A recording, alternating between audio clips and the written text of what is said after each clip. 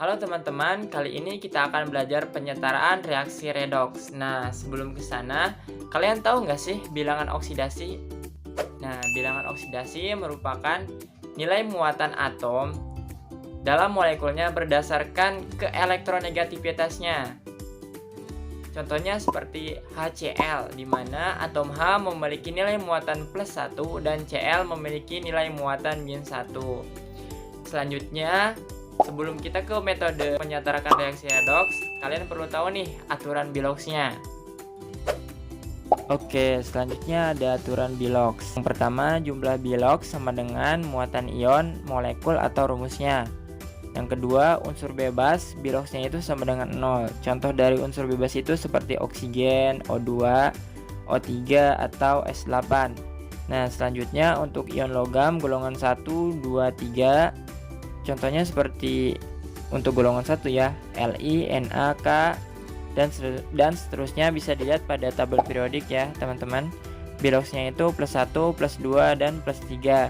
Yang keempat, untuk H dan F dalam senyawa Biloxnya itu plus 1 dan min 1.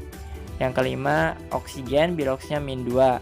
Yang keenam, unsur golongan 17 atau golongan 7 dalam senyawa Biloxnya min 1. Unsur golongan 16 dalam senyawa Biloxnya min 2. Unsur golongan 15 atau golongan 5 dalam senyawa Biloxnya min 3. Nah, untuk lebih jelasnya mungkin nanti di contoh soal aja ya teman-teman.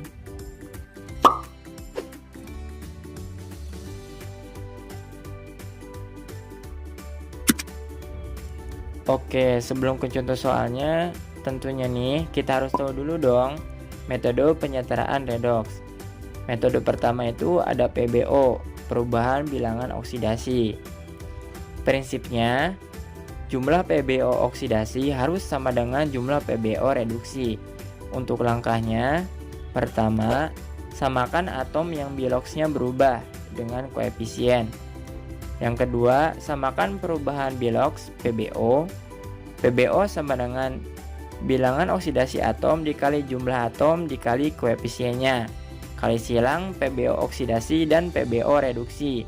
Yang ketiga, setarakan muatannya, di mana asam itu ditambah H+ dan basa ditambah OH-. Yang keempat, setarakan H dengan H2O. Kita akan membahas soal penyetaraan persamaan redoks dengan metode PBO. Pertama, kita samakan atom yang Biloxnya berubah. Kita tulis Biloxnya. Bilox O sama dengan min 2. Bilox Cr sama dengan positif 6. Karena jumlah Cr-nya 2, berarti 2 dikali positif 6 sama dengan positif 12. Jumlah O-nya 7, minus 2 dikali 7 sama dengan minus 14. Nah, seperti yang sudah kita ketahui, jumlah Bilox itu sama dengan muatan ion, molekul, atau rumusnya. Tadi positif 12 dari Cr ditambah min 14 dari O, berarti sama dengan minus 2. Sama ya dengan jumlah muatan dari Cr2O7, sama dengan minus 2. Selanjutnya ada C2O4 2 minus. Bilox O sama dengan minus 4. Bilox C sama dengan positif 3. Jumlah C-nya ada 2. 2 kali 3 positif 6. Jumlah O-nya ada 4. 4 kali minus 2 sama dengan minus 8. Positif 6 kita tambahkan dengan minus 8 sama dengan minus 2. Sama ya dengan muatan ionnya. Nah, selanjutnya ada Cr3+. Cr Biloxnya plus 3 karena muatannya plus 3. Karena ada 2, kita kali 2 berarti positif 6. Nah, selanjutnya ada CO2. Bilox O sama dengan minus 2. Bilox C-nya positif 4. Berbeda ya dengan Bilox C yang di sebelah kiri. Karena jumlah muatan CO2-nya itu sama dengan 0. Jumlah O-nya ada 4 ya. Karena 4 berarti minus 2 dikali 4 sama dengan minus 8. Berarti minus 8 ditambah 8 sama dengan 0. Sama ya dengan jumlah muatan dari CO2-nya yaitu 0. Selanjutnya kita samakan atom yang Biloxnya berubah. Cr Biloxnya dari positif 6 ke positif 3. Reduksi ya, atom turun sebesar 3. Lalu ada C dari positif 3 ke positif 4, berarti mengalami oksidasi atau naik sebesar 1. Supaya sama, kita kalikan yang oksidasi kali 3, berarti 1 kali 3 sama dengan 3. Lalu yang reduksi kita kalikan 1, 3 dikali 1 sama dengan 3. Sudah sama ya, reduksi dan oksidasinya sama dengan 3. Nah, karena reduksinya dikali 1, maka CrO72- dan 2 Cr3+ nya dikali 1. Lalu karena oksidasinya dikali 3, maka C2O42- nya kita kali 3 juga. Dan CO2 nya kita kali 3, berarti 2 CO2 dikali 3 sama dengan 6 CO2. Selanjutnya kita setarakan muatannya ya. Jika dia suasananya asam, itu ditambah H+. Kalau suasananya basah, kita tambah OH-. Dalam persamaan ini kita asumsikan sebagai suasana asam ya teman-teman. Kita hitung muatan yang di sebelah kiri. Dari Cr2O7 menyumbang 2-, dan dari C2O42-, karena dia berjumlah 3 berarti muatannya 6 ya, 6-, berarti -2 ditambah -6 dia berjumlah -8 muatannya untuk yang sebelah kiri. Untuk yang sebelah kanan itu positif 6 ya, dari 2 Cr3+. Nah, supaya sama kita tambahkan yang kiri 14H+. Jadikan nanti muatan yang sebelah kiri -8, kita tambahkan 14 positif. -8 ditambah 14 sama dengan +6, sama kan ya, antara jumlah muatan yang sebelah kiri sama yang sebelah kanan, yaitu positif 6. Selanjutnya kita setarakan H dengan H2O. Karena jumlah H di sebelah kiri ada 14, berarti kita tambahkan nih yang sebelah kanan sebanyak 7 H2O. Dan persamaan kita pun sudah setara. Kita juga bisa mengubah suasana reaksi yang sudah setara ini ke suasana basa ya. Ini kan suasana asam. Dengan cara kita tambahkan OH- sebanyak H+ di kedua ruas. Nanti kan di sebelah kiri kita tambahkan 14 OH-, sebelah kanan kita tambahkan 14 OH-. Nah, sebelah kiri H+ dan OH- kan jadi H2O nih. Nah, sebelah kiri nantinya ada 14 H2O, sebelah kanan ada 7 H2O. Kita bisa eliminasi ya. Nah, jadi persamaannya 7H2O ditambah Cr2O72- ditambah 3C2O42- menghasilkan 2Cr3+ ditambah 6CO2 ditambah 14 OH-. Sudah setara ya dengan suasana basa.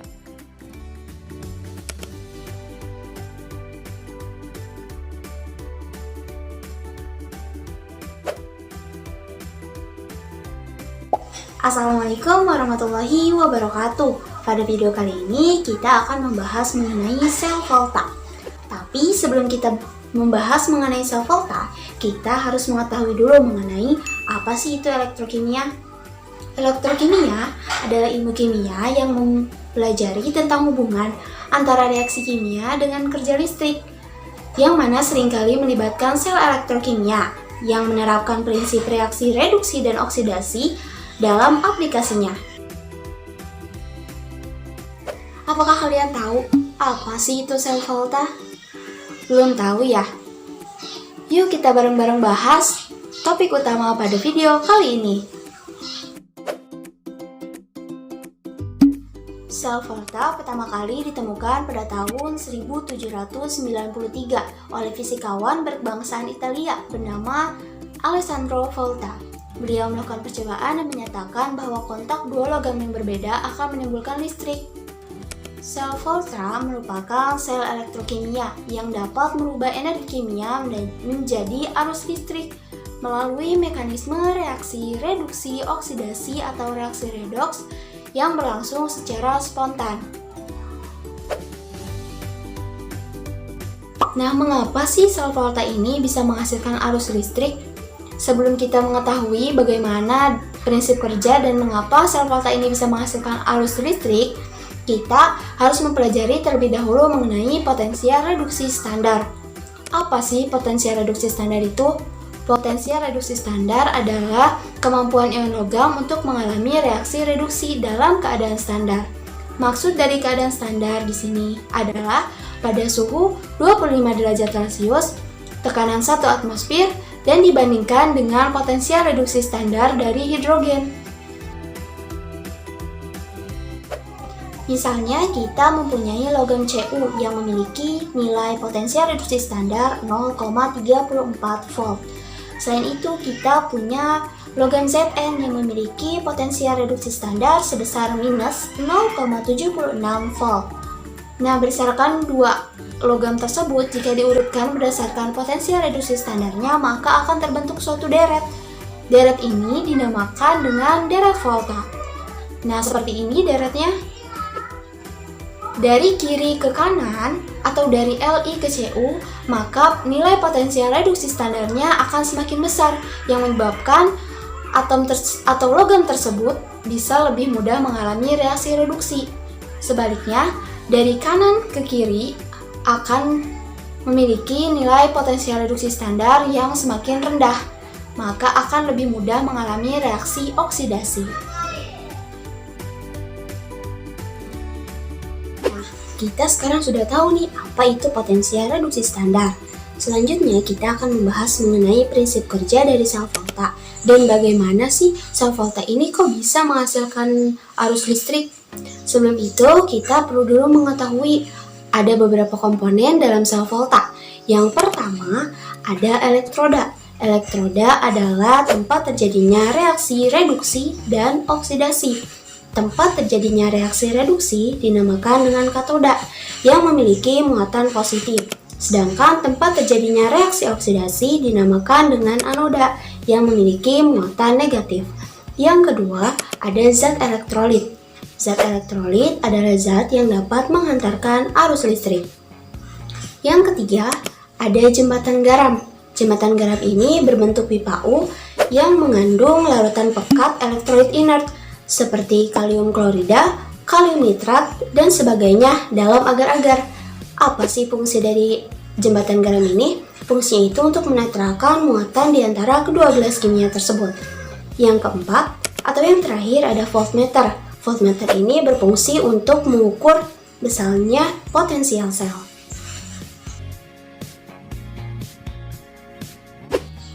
Misalnya, kita mempunyai sel volta dengan elektroda Cu dan Zn.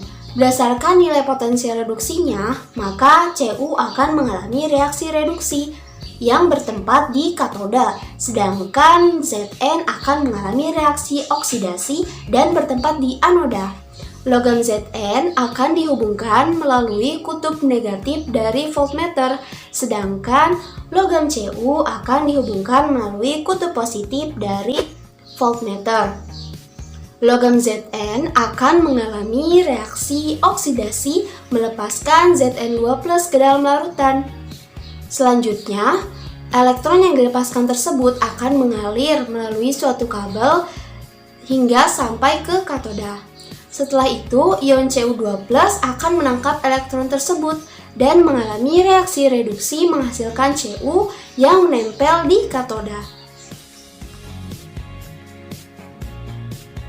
Reaksi ini akan berlangsung secara terus-menerus yang menyebabkan tidak setaranya muatan di antara kedua gelas kimia pada sel volta tersebut. Nah, di sini peran dari jembatan garam itu diperlukan untuk menyetarakan muatan di antara keduanya. Di mana dalam kondisi tertentu, kelebihan muatan positif dari ion Zn2+ yang terjadi di anoda dapat distabilkan dengan ion negatif dari garam. Sebaliknya, kelebihan muatan negatif yang terjadi di katoda akan distabilkan dengan muatan atau ion positif dari garam tersebut.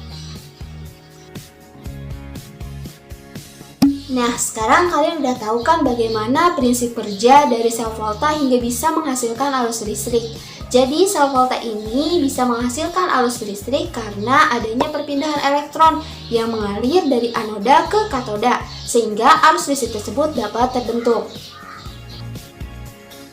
Nah, pertanyaannya sekarang, bagaimana kita mengetahui besarnya arus listrik atau voltase yang dihasilkan oleh sel volta tersebut?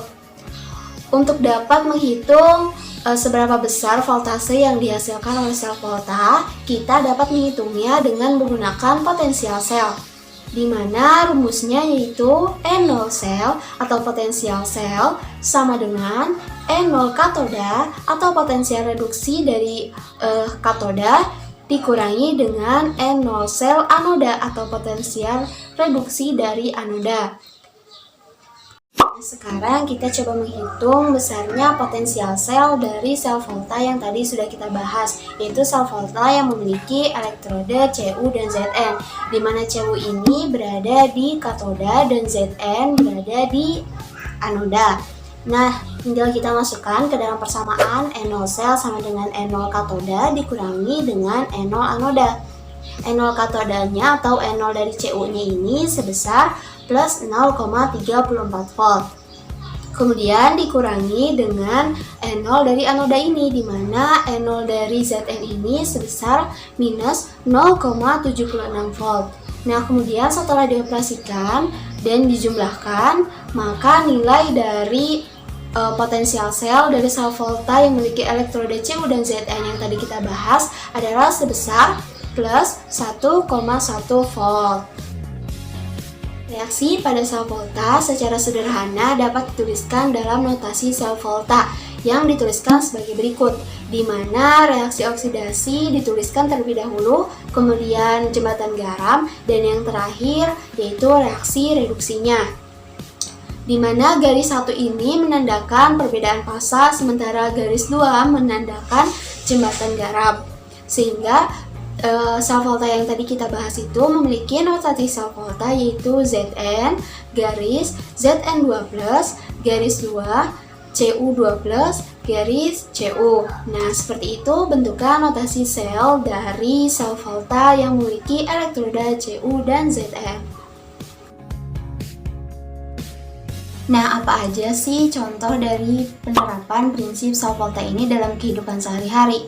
Yang pertama, ada pada akumulator atau aki, di mana aki ini menggunakan timbal sebagai anoda dan timbal oksida sebagai katoda, serta menggunakan asam sulfat sebagai larutan elektrolitnya. Reaksinya sebagai berikut.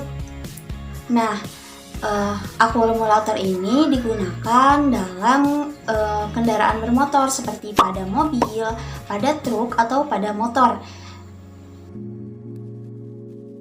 yaitu baterai lithium. Baterai lithium ini sering kita temui di kehidupan sehari-hari, terutama di dekat kita, yaitu baterai yang biasa digunakan di ponsel atau handphone. Untuk notasi sel voltanya sebagai berikut. Nah, yang ketiga ada fuel cell atau sel bahan bakar. Sel bahan bakar ini merupakan suplai masa depan yang ramah lingkungan karena menggunakan gas hidrogen dan oksigen yang mengalami reaksi oksidasi dan menghasilkan energi listrik yang cukup tinggi. Selain dari 3 contoh sel volta yang tadi disebutkan, sebenarnya masih banyak nih contoh dari penerapan prinsip sel volta dalam kehidupan sehari-hari. Mungkin kalian bisa eksplor sendiri ya. Dan pemaparan materi tentang sel volta semoga bisa dimengerti. Terima kasih. Wassalamualaikum warahmatullahi wabarakatuh.